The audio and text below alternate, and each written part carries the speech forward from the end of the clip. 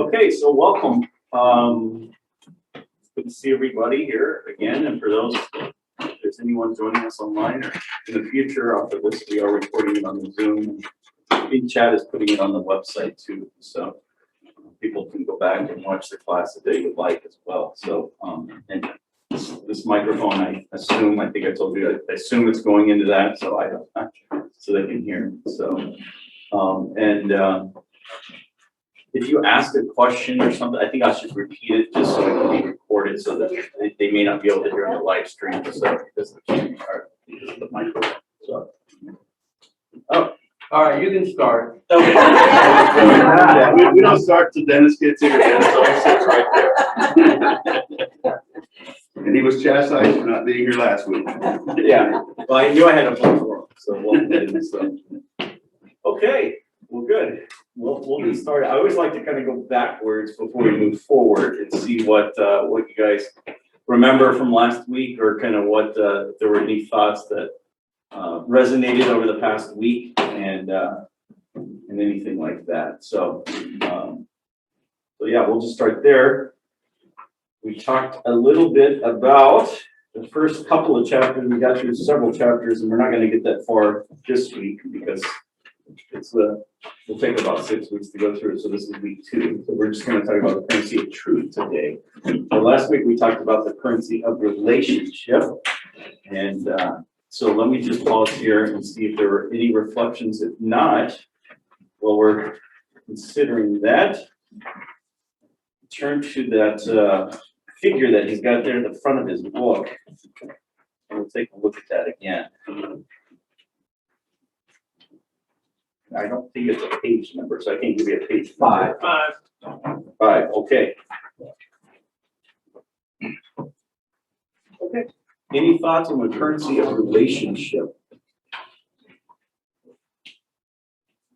Good. That's good. That means we learned it well. Okay, so we're going to look at this figure. I'm going to ask you, I said last week, every congregation is good at a few, maybe several, but no congregation is great at all of these, right? And the opposite's also true. Every congregation, not every congregation is bad at all these. Anybody want to share with where they see living Lord at? What do you think? What do you think of these 6 currencies? What do you think we are? Gosh, we're a congregation, like people really could learn a lot from us. Currency of leadership, relationship, truth, wellness, money, time and place. What do you think we excel at? As you think about that. I would say the leadership in the last couple of years has been phenomenal. Okay. It's like we've had the right people in the right place. Mm-hmm. And we've kept moving, and it's really been good. Okay, so it was the currency of leadership, the right time, the right place. And, you know, Eric Law kind of talks about each of these currencies flow into each other, right? And that's how you get that cycle of blessing. So from that leadership, then you also got probably the currency of relationship playing into that, because you can't really have leadership without relationship, right? Maybe a currency of wellness, currency of truth telling. Okay, so leadership, we've got solid, good currency of leadership here. Was what? Anybody else have one that they? Well, the truth telling, it seems like we get a lot more information now than we used to. Okay. They keep us more informed. Right. All right. So the truth telling, and from that, which is a communication, then is a tool of this currency of truth telling, right? You withhold information. Sometimes there's some skepticism going on. You know what you know how that goes. So. Yeah, the communication feeds into that currency of truth, which again goes into the relationship, which they're going to feed well into. Good, yeah. Anybody else?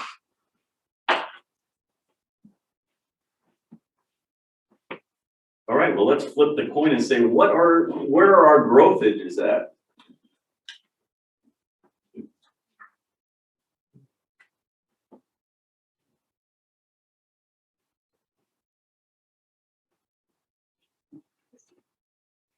Say that again? Where do you think we could build up or develop further our currencies in these 6 areas? Which one do you think we really deficit of? Check.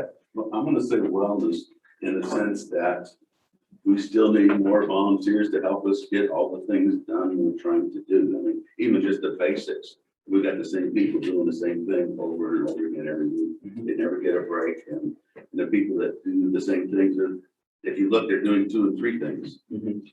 So I'm gonna say we need more people helping. Okay. Right, so they feed into each other, so there's some currency of wellness, right? And see in the bottom, if you notice that triangle, it's called sustainable, right? So we're trying to get sustainable, and so when you're functioning on, what is it, the old adage?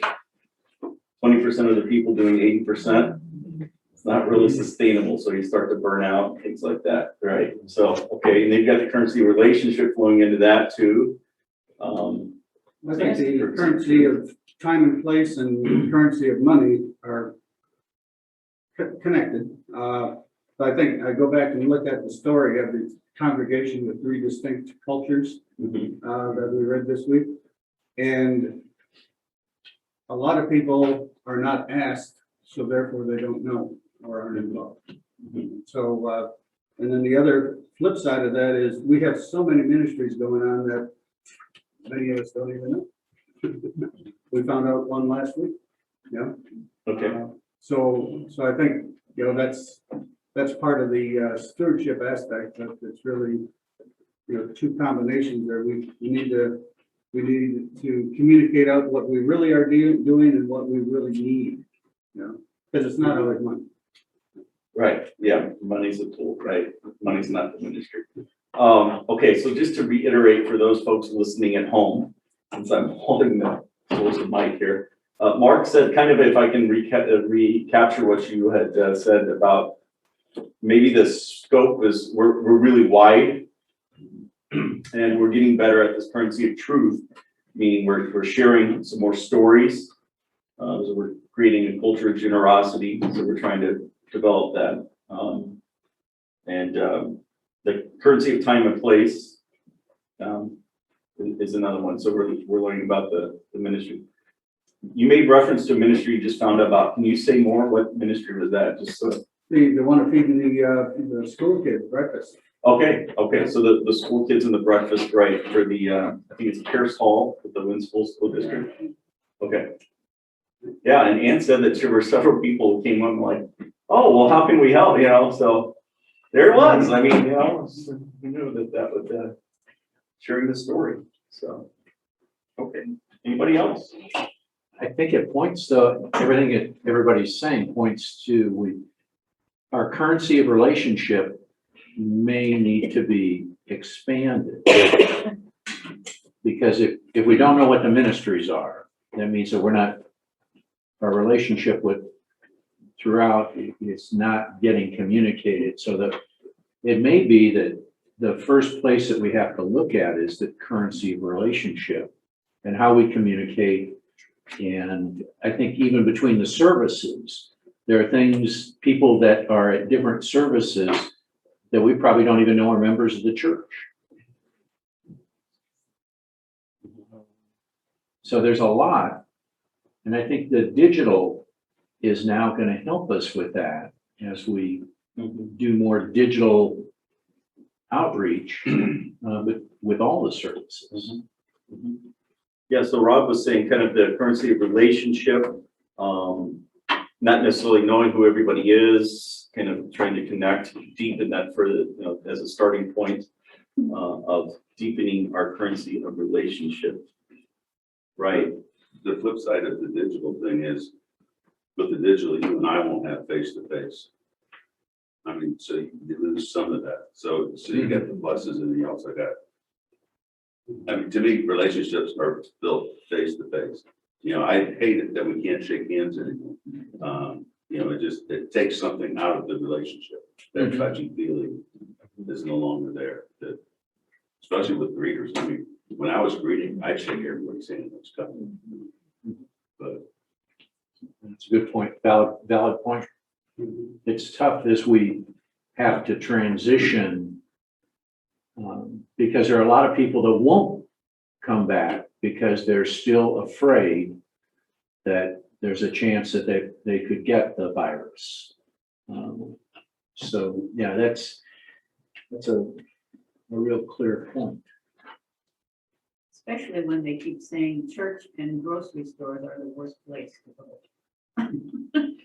And I love them both, Yeah. you know? Wow. It's the only places I go. Yeah. You gotta eat. Yeah. I go to Lowe's. You should. Yeah. Lowe's is pretty close to grocery store. Yeah, unfortunately, it left out Bush Stadium, so. That's right. Yeah. How often can you do that? Yeah, not enough, I guess. Okay, so we're really picking up on that relationship. I think we kind of, maybe one of the things the pandemic's taught us is the value of that relationship, that currency relationship. Because we've been kerfuffled for the past, what, I don't know, year and a half, probably? Maybe not quite that long, but 14 months or something. About 14. And so we're really seeing the value of that currency relationship. That's just, I think we're all trying to figure that out, right? We're trying to regather. It's kind of like we depleted our savings account in that currency relationship, and now we're trying to build it back up. It takes a while, right? So, all right, all good points.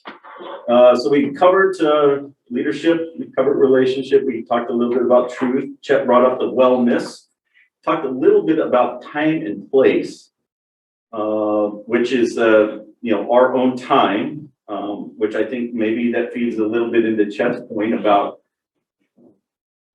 having people have the time, create the time, which is what the culture of generosity announcement was last week about, hey, can you have an hour or two a month? Can we start there? Let's start with an hour a month, right? There's 168 hours a week.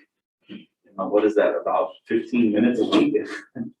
If you divide that out, whatever, rough math. I'm not a mathematician. So currency of money, nobody hit on that.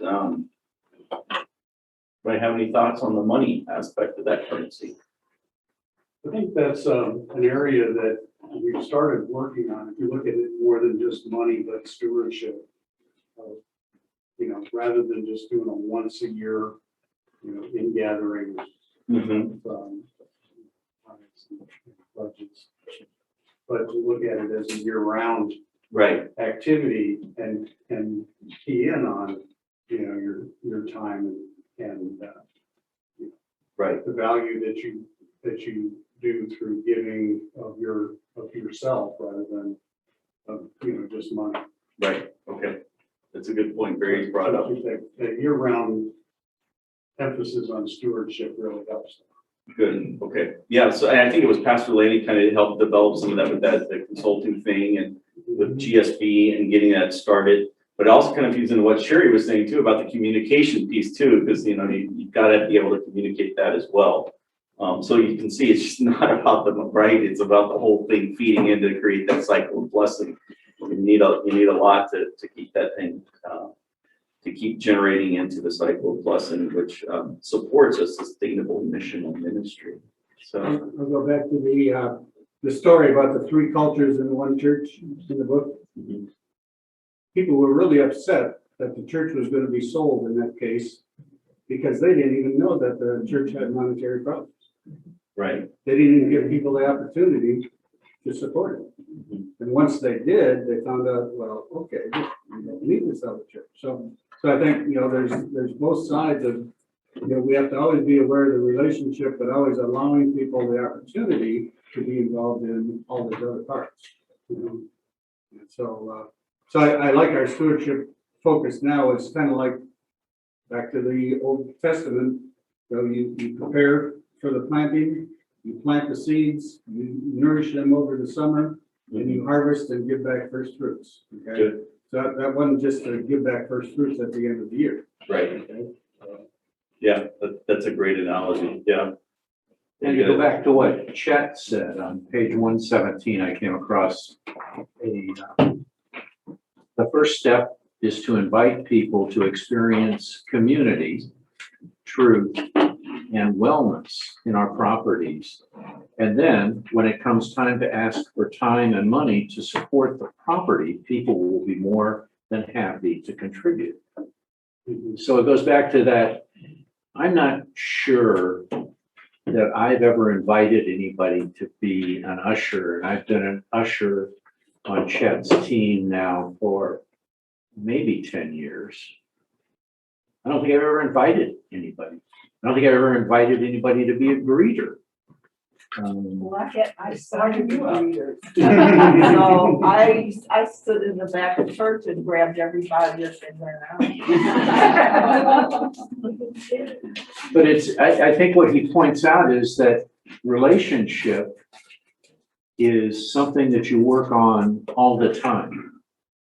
And that maybe we've done it, like Mark said, with stewardship, we used to do it once a year. Now we do it, now we're looking at year round, how we can contribute our time and our possessions. And I guess I haven't been very good at asking people to help with ushering or helping to help with security or whatever else. I'm not sure I asked, so I'm answering. All the time. Hey, you came out of that study and telling Yeah, we got Mark this morning. We got somebody in charge of greeters this morning, so.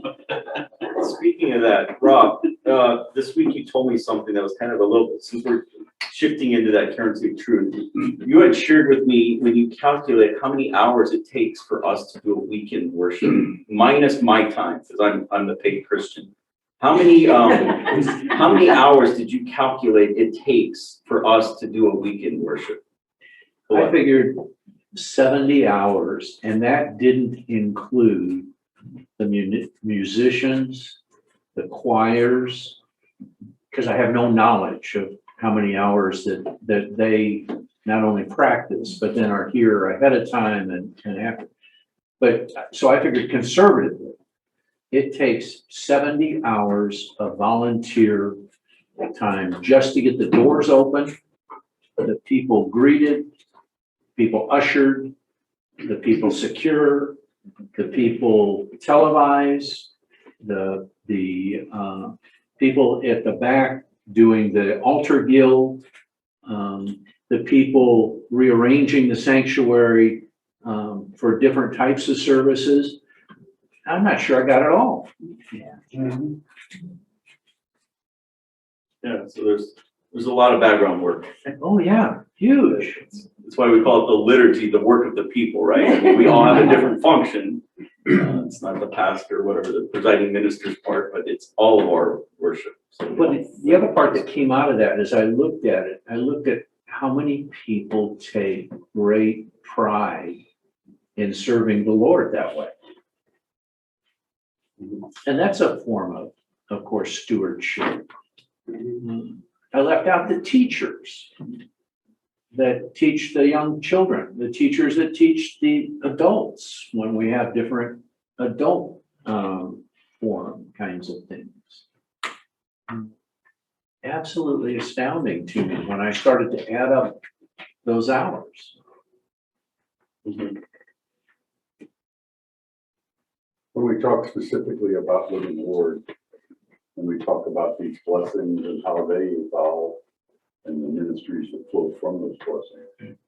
One area that, and this is just strictly mine, but that my perception is that there's been some changes and it's actually been setbacks, I think, in the last couple of years is relative to the delay in the development of the Lutheran Senior Services neighbor and the loss of the bridge. It's just, two examples where in each of those cases, we were already considering strategies And obviously, in the case of the bridge, there were people that were well engaged and that was their ministry, as Rob just put it, that was the way that they were serving the Lord.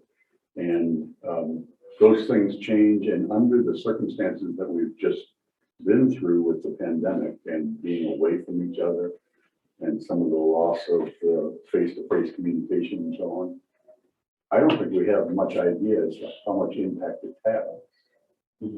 It's too early yet. Yeah. So, and like I said, I just use that one as an example. Sure. So, I mean, things certainly aren't stagnant, I mean, and which is a good thing, as the book tells us, but as they change, we've got to be ready to adjust. That's a topic of conversation at tomorrow night's council. Because as we looked over the last 2 years, there was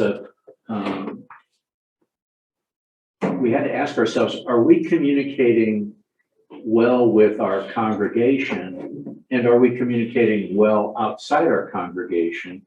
And in the case of the bridge, where we had a leadership function, where did that fall down?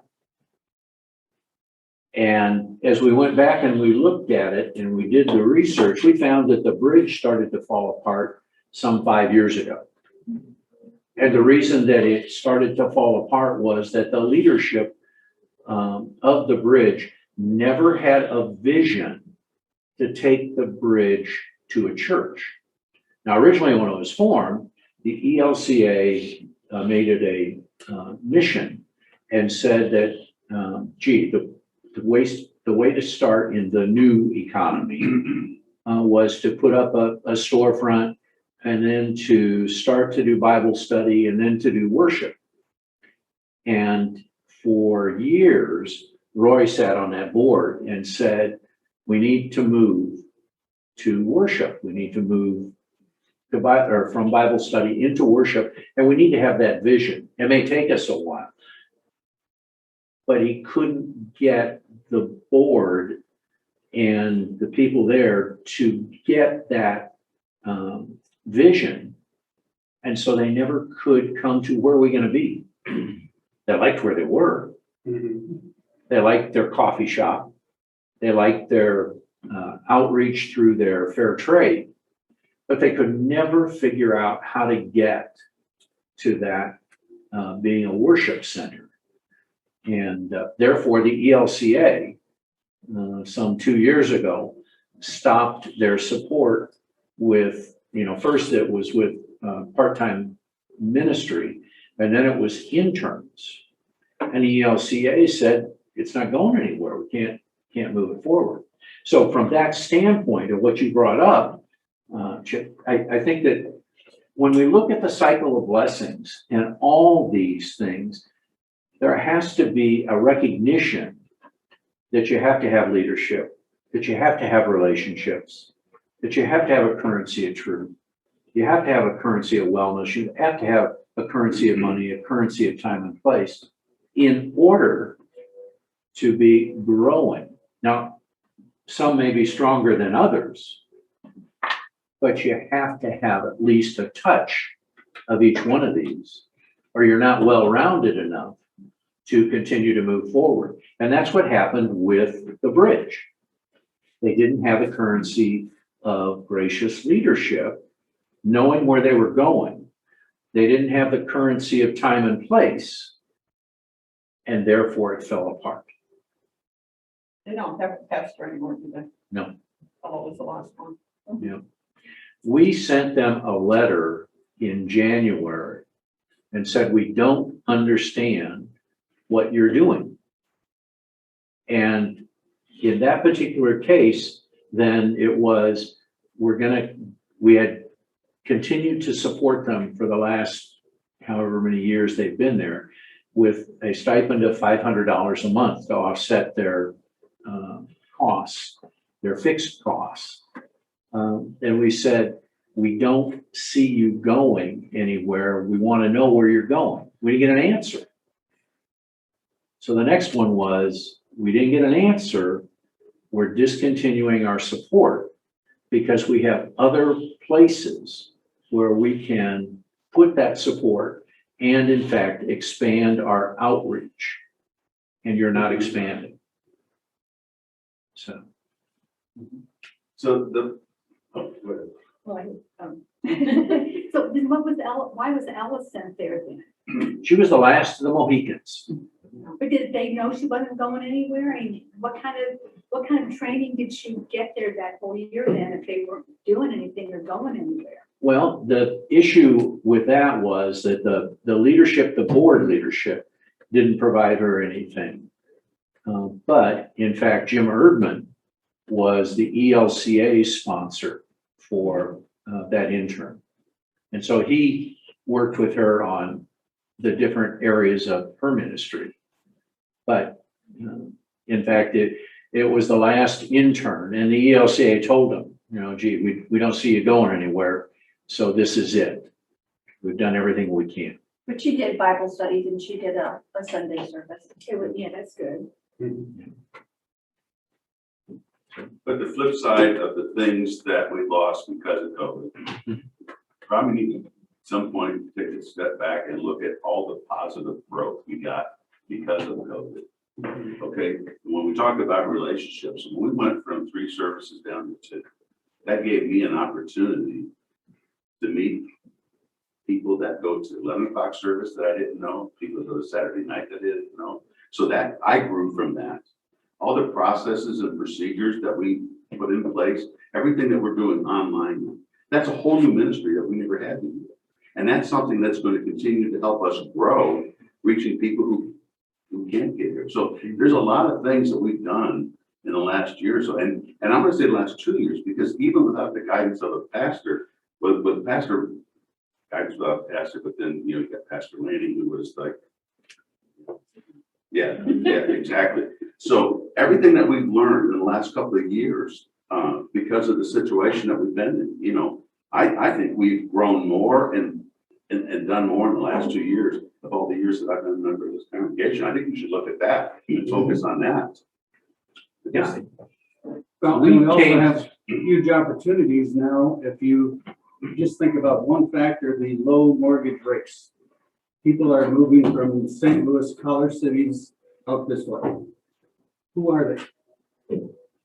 It dawned on me this morning, we don't even ask what churches in there that they're leaving and where they might have moved. They have their addresses. They're out here somewhere. Could we find them? Invite them? I mean, so the relationship, Rob, I agree, is one of the key points of the arrow that we have to look at. Mhm. And every Sunday as I come by Schnucks and look across the road at the new houses popping up over there, I wonder, is that highway gonna be a divider, or can we get people to bridge that highway and come over on this side? So I think there's just huge opportunities for growth. Well, and if you look around, I see signs. There's a church that, as I come by Schnucks on Sunday mornings, there's a church there that is pointing it to a place to worship. There's the YMCA in O'Fallon. There's a couple of others that just popped up lately on that. It appears that the county, because of its expansion, does have a lot of new churches. And we need to look at how we, through relationship, can in fact expand what we do outside. Our first step was to go to the Wentzville schools and say, hey, you know, we know that schools have a wide demographic, and are there areas where you can't meet the needs of your students? And so starting to develop that. There's lots of things that we can do, and I agree with you, Chet. I think the work of the COVID committee was phenomenal over the last year. That the people that you had on that and the conversations that you had, I only saw very few of those. I didn't see the initial ones that had to have been hugely painful.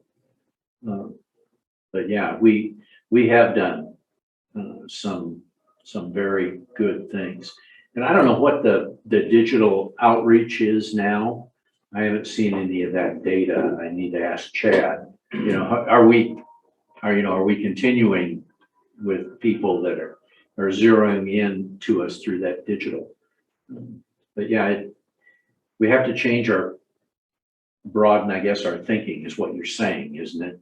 We have to open it And up. sometimes I've actually thought we've over communicated to folks. No, Because, but that's good, because I get an email, I get an email, I mean, I get the same information in multiple different ways.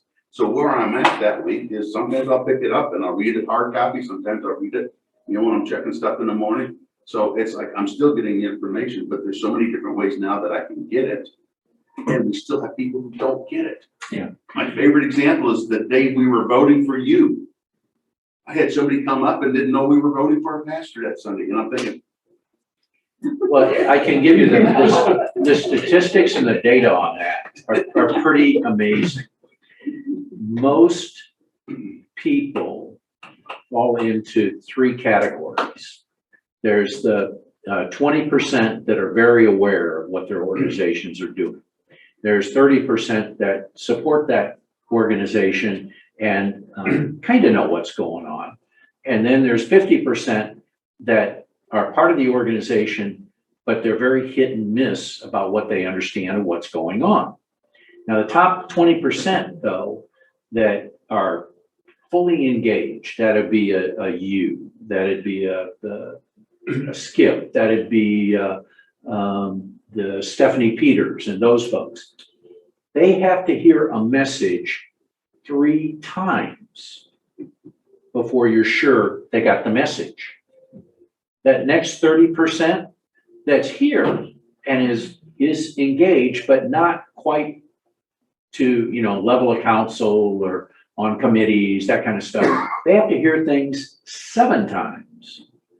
And the 50% that belong and value belonging and come, but maybe not every week, have to hear things 13 times in order to understand what the organization is doing.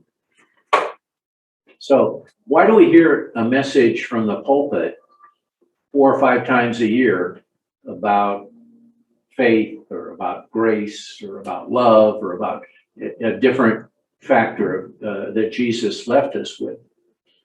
It's because it takes so many times for us to hear it. We still haven't gotten something Yeah. All this feeds into on page 44 at the bottom. I just want to call your attention. We're seeking in this currency of truth right now. What we're doing is the process of telling the truth. Okay. The very last sentence there in the bottom of page 44. It says this: the spirit of truth calls an attempt to understand multiple points of view. This truth discernment process is always complex and messy. It's not easy, right? You see it in our government, in the church. I mean, we wrestle with the truth all the time. In fact, one of the favorite things during Jesus' passion, what does Pilate ask Jesus when Jesus was on trial? What is truth? I've always thought that was profound, right? What is truth? That's what Jesus, or Pilate asked Jesus. And what's true for me, yeah, you guys know this, it's kind of relative in a lot of ways, not absolute. He picks up on this on page 45. And that last paragraph I thought was the most powerful piece in this whole chapter. But what's true for me is not true for someone else. For example, I'll just read you this whole paragraph because I thought it was so powerful. In order for a community to discern the truth, it needs to take into account the different perspectives, even when they seem to be opposite or contrary to each other. The truth emerges out of an exploration and understanding of many different points of view based upon the experience of other people in the community. In the same spirit, a community also needs to know how to raise up the experiences and perspectives that might have ignored by the dominant view. This historically dominant view has always been claimed that its perspective and experiences is the truth. For example, for a long time, US history textbooks presented as a fact that Columbus discovered America. But if you ask Native Americans, their experience of this so-called discovery was one of imposition, contraction of unknown diseases for which they had no defense, broken promises, and even genocide. When we simply accept the dominant point of view as truth, then we're not seeking the whole truth. We do not have the whole truth unless we also listen and understand the experience of the historically powerless. This does not mean that we ignore and put down the historically dominant point of view. It simply means that we take into account the experiences of the historically powerless first, and in doing so, we reorient our understanding of the dominant view by putting it in a wider holistic context. When we insist on listening and presenting additional points of view, this may put us into conflict with those who still live in the either or, right or wrong, true or false, good or bad, saint or sinner world. But this might be the cost of following the spirit of truth, seeing the world as God sees it with 10 eyes from Alpha to Omega. That was a pretty powerful statement. It kind of, it's relative, I guess. And I think that increasingly we're living in that kind of world where there's no one way. I mean, we all probably grew up in a time when it was very homogeneous. You know, everybody had, you know, I always like to look at my dad's haircut when he was a kid in the 50s. Every kid had a buzz haircut, right? It was the same hairdo. That's not the case anymore, right? There's just a variety, and people try to live their truth. I think that's where our culture is trying to teach us. Live your truth. You know, be who you are created to be, and which makes it challenging, of course, for faith communities, right? Because we kind of put the frame around the life that's with the, you know, that we value love and things. That's why I tell my confirmation students, you know, if you think a confirmation has just a framework around a picture, you get to paint your picture, but we'll frame the Christian life for you, right? The 10 Commandments, the Apostles' Creed, the Lord's Prayer, we'll teach you all that. But you have to paint your picture. You have to speak your truth, right? That's kind of what we try to get at with that. At least that's the way I have taught it historically. But the truth is messy. We know that, and I think we're increasingly in the diverse society as our country, we're really wrestling with that. And you see it show up in our government, right? I mean, that's what's happening right now. Even in our churches, there's no area that hasn't been impacted by this truth. So, yeah. I think a lot of it, though, boils down to Roy preached a sermon years ago about faith and fear. Mhm. And the fact that questioning your faith was trying to expand it and understand your faith. And the opposite of that was fear. And that fear gets in the way with understanding and looking at, in this particular case, as you brought up in this paragraph, if you're afraid because you don't want your faith shaken, it actually deters you from finding faith. And that's what we're seeing here. People fight because they're afraid of what they don't know or what they think they know. And that appears to be a lot of what's going on now in different areas of our country, whether it be the bridge that was trying to figure a way to continue on, but didn't know how to do it, versus the Congress that can't figure out, you know, which way is what they believe is right. So there's fear on both sides, and it leads to a fight that, quite frankly, most people can't understand or figure out. Mm-hmm.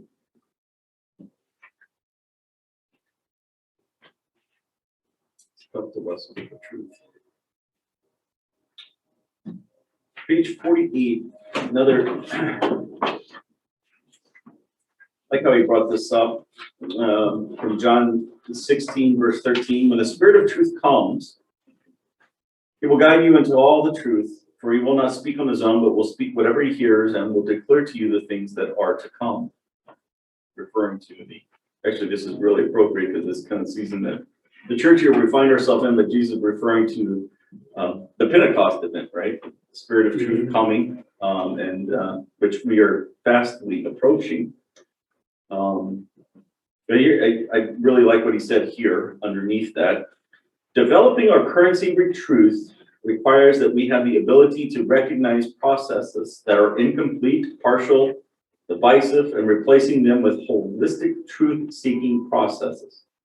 From debate mode to dialogue mode, from premature judgment to clarification before judgment, from convincing to mutual understanding, from my truth versus your truth to a shared truth, from mono perspective to multi perspectives, from either or to both and from sinner or saint thinking to we are all sinner and saint.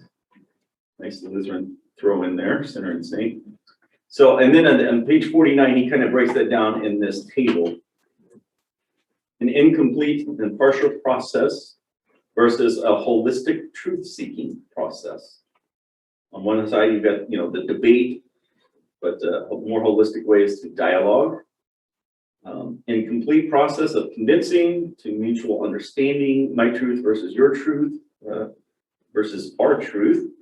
Either or and both and, premature judgment, clarification before judgment, acquiescing to the powerful, listening to the powerless first, mono perspective, multi perspective, put down differences, be curious about differences, divisive solution, and then community oriented resolution is a way to dig deeper truth. Really, I think some of that work is done in the community organizing, some of the people that have done that kind of work and try to do that. So it's difficult. It's difficult to wrestle with the truth, which we know. We know about in the faith community, especially. I did just kind of think of this conversation that we've had about the truth of the future, right? I think the overall future, we know whose hands the future is in, right? It's not in ours, thanks be to God. And the question for us is, how do we respond to the truth? Okay, so how do we move forward recognizing the truth, capital T, which is referring to God, and how do we respond to God's truth faithfully? And that's a discernment process. You guys know what discernment is, right? I used that once several years ago, and people looked at me like deer in the headlight. What is discernment? So just trying to discern and understand the call of the Holy Spirit. Where's the Holy Spirit leading us? So there's a lot of discernment in this truth, this currency of truth. How best to serve the community, how God's calling us to step forward in faith,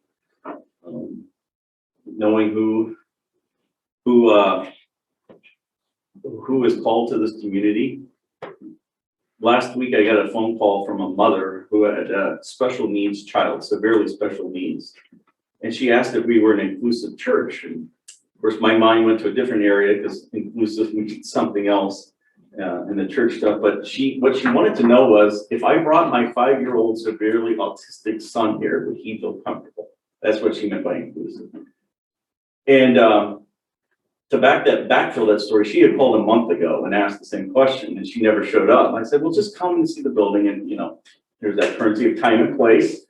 Come and see the building, discover for yourself. And she never showed up. So I called her last week, actually 2 weeks ago now, and I just wanted to follow up with her and said that she had found a place, and she was raised Lutheran and moved out this way from closer into the city. And she said, no, but thank you for calling, because I really want to come. So just show up, just come. Drop your other daughter off and come see the church. So she showed up. I wasn't here that day. And Chad showed her around. And she didn't know, she was used to a traditional sanctuary. So she had no idea we had a prayer room there. She said, well, this is perfect, My point in telling her that is, we don't get to decide who God sends us, right? That if you come here, we have to minister to you, right? That's kind of my take. I cannot. So if you show up with your severely autistic child, you will be received here with loving arms as, we will figure this out, is kind of what I was trying to tell her, you know. So hopefully she'll show up. But at least she was familiar with the building and things. But that's kind of the point of telling the truth, right? We cannot decide who God is going to send us to Living Lord Church. We have to minister and accept them and their truth as part of the larger truth in God, right? So hopefully they'll show up. But she also said there's a church somewhere near Mid Rivers Mall that has like this special needs room for. So I don't know. I mean, she's got to discern for herself her own truth where God is leading her. So I think that's part of what makes a faith community too. When we wrestle with these truths, it makes us authentic, right? It really makes us in a sense, okay, we're not putting on a show here. We are people who are trying to follow Jesus the best we can. And that is a powerful statement for people to say, okay, they're authentic, you know, they're really following Jesus. They really, you know, they're really truthful, you know, speaking the truth in love. How we do that, it's messy. It means that we have to be willing to let go of some of this identity, you know. Everybody's physically able to differently, and trying to meet their needs. So, yeah. I think one of the things that we're gonna see in the future is, you know, I like his little charts here. Of course, he's been a consultant, so I like his style. So, but I see a lot of this either or, you know, not both ends, which in many cases we call a zero-sum game. You know, in other words, if I let you in my space, I'm gonna lose something. I think scientists have proven the universe is expanding every day, so I don't think we can fill it up. But I think we're going to see possibilities like online communities of living Lord. And somebody's going to say, well, we've got a building, they all have to come here. Well, no, they don't anymore. We're going to have a whole congregation out there that maybe comes in here for special events to build the relationships. And they're going to be a community that we may never know until a special event comes.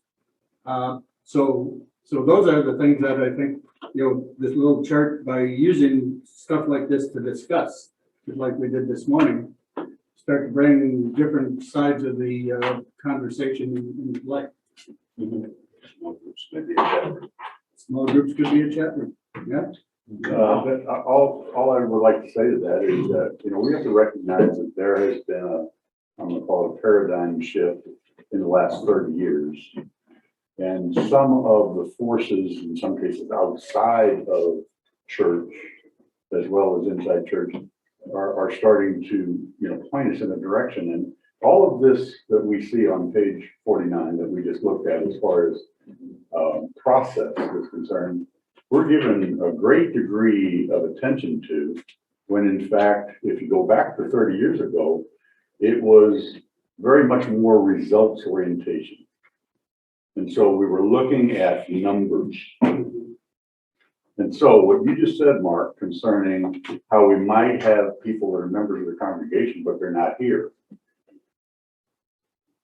was not even considered because it didn't work for the numbers. Right.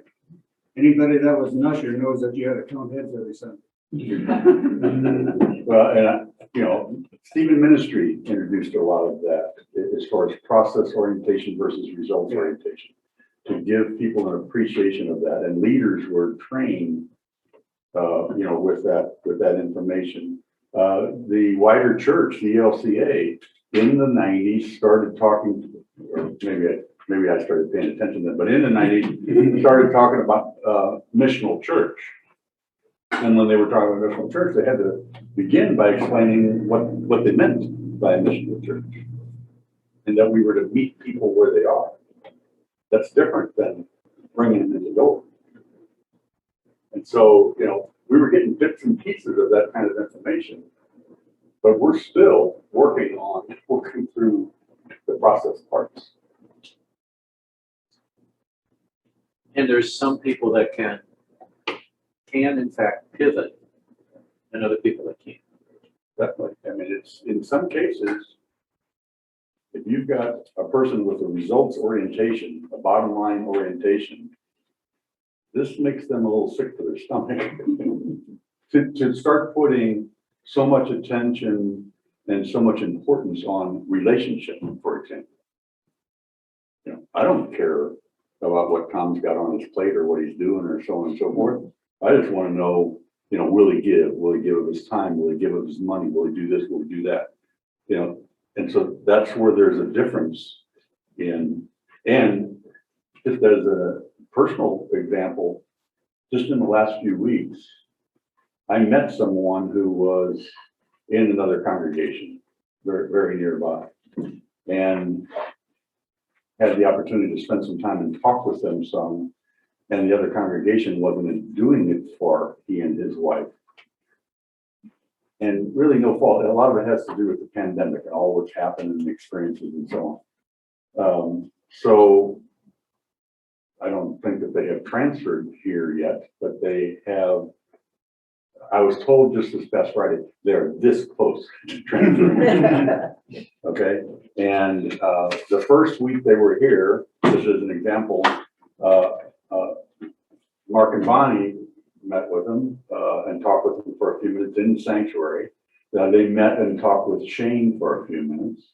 They met Pastor outside the door amongst the last people that, you know, and all of that was important to them because with the pandemic, they, back to Chet's point, they had lost the face-to-face contact, you know, in the church where they were serving and worshiping. And we may not know it. I mean, there might be people here that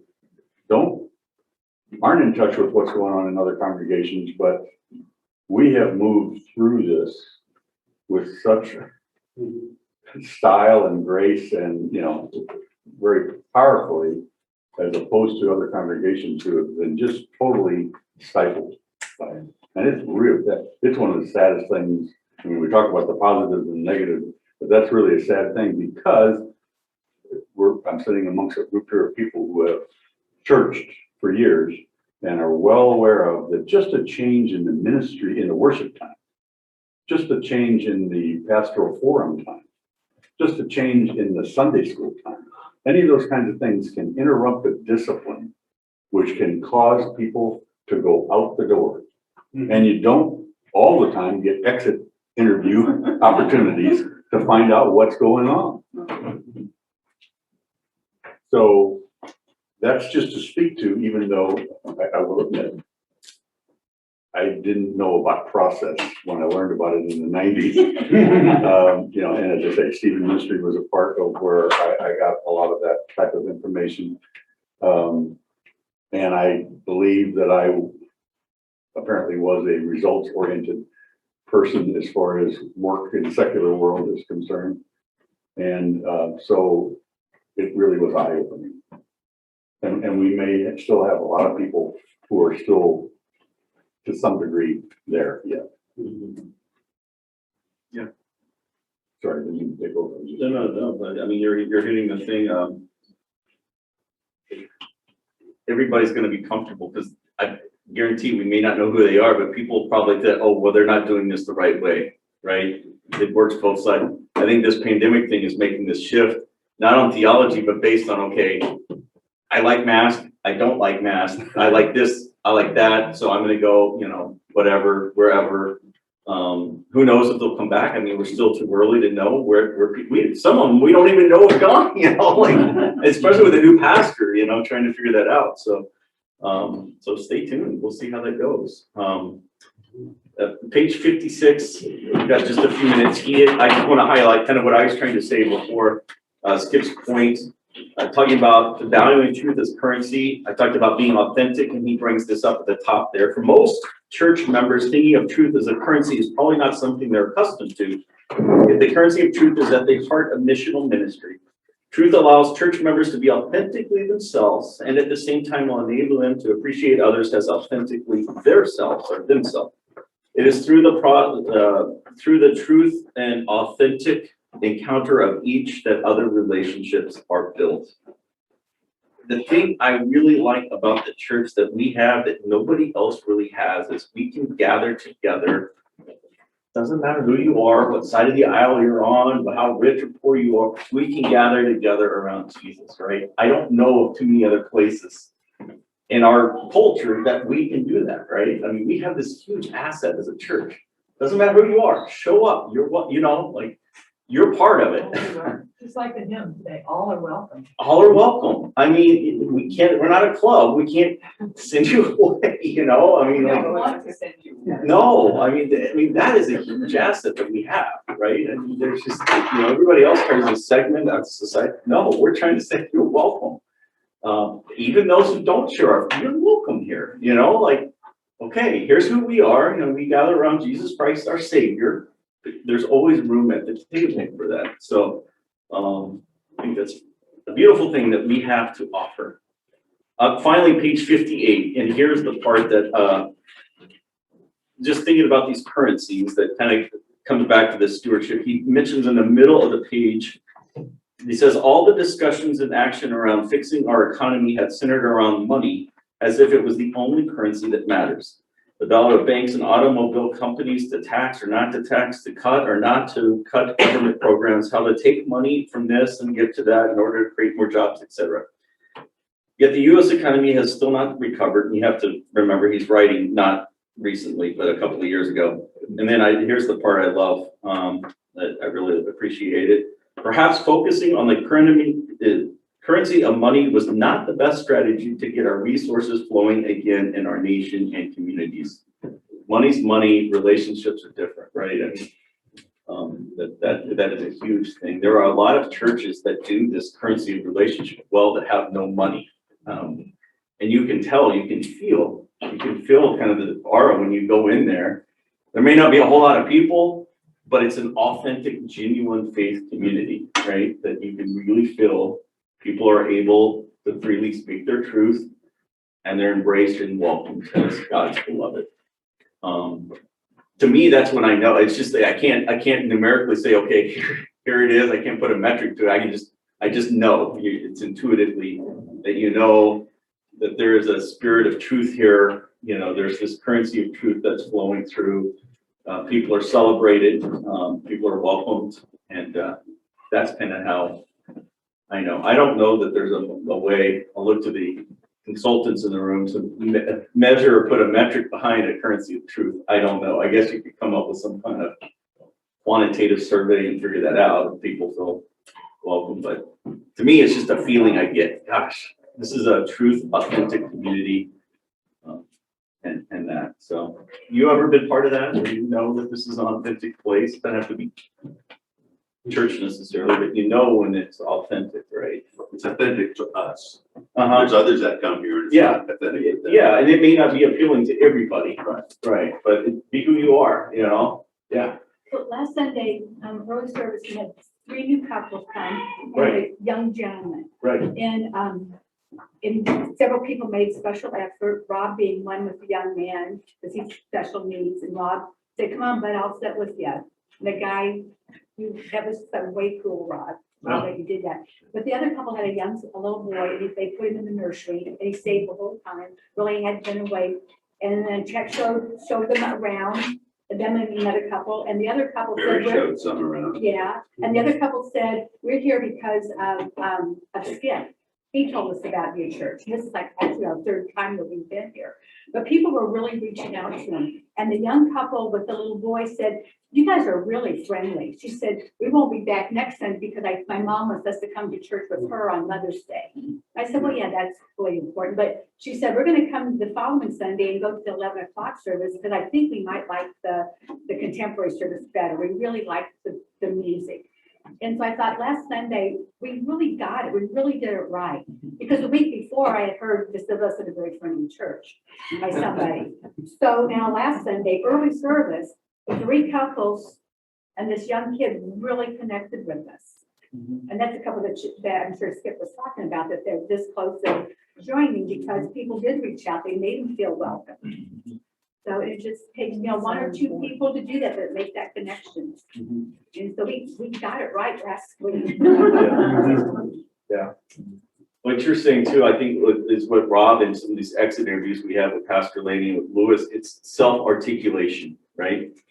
knowing who we are and to be able to speak the truth about who we are. Not everybody's gonna like it, right? I mean, that's fine. You know, but being able to speak our truth. This is who we are, let's articulate it, you know, and coming up and inviting people to be part of it. That's, it sounds easy. I wish it were easy, but no, I mean, people that know that the Holy Spirit leads to us, they'll be here. And they'll want to be part of that, a part of our truth that we share. So, any other closing thoughts here? We'll cover, I think, does Jim have a together in transition session next Sunday? Is it? Okay. Okay, so we will go on hiatus until the following Sunday.